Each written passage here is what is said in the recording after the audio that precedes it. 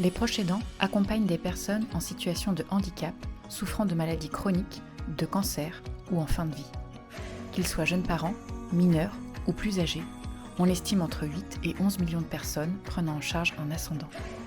C'est un enjeu majeur pour l'assurance maladie en termes d'accompagnement, de prévention et de lutte contre le renoncement aux droits. En Indre-et-Loire, la Caisse primaire d'assurance maladie, la Caisse d'allocation familiale et l'Institut interrégional pour la santé participent à l'expérimentation des actions ciblées dites « Aller vers » au profil des allocataires proches aidants.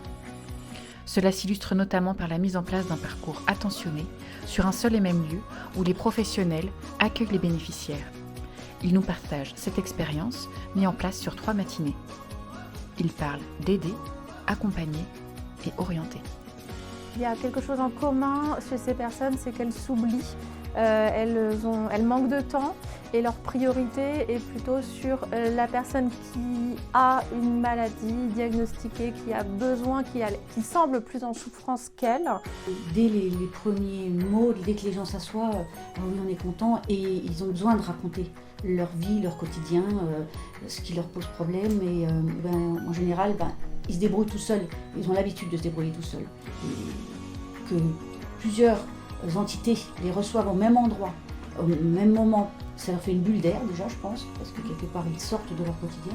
Et puis en plus, ils sont écoutés sur différents critères, y compris leur santé. Ce sont des personnes qui ont soit un parcours de vie un peu compliqué, surtout quand on s'occupe d'enfants malades ou en perte d'autonomie, et qui ont besoin d'avoir un accompagnement humain particulièrement. Enfin, je trouve que ce public a besoin d'être accompagné. Ça démarre d'une question et là, c'est parti. Donc c'est là aussi qu'il y a un temps important et un moment important pour ces personnes-là. Les questions, combien de fois vous voyez un médecin par an?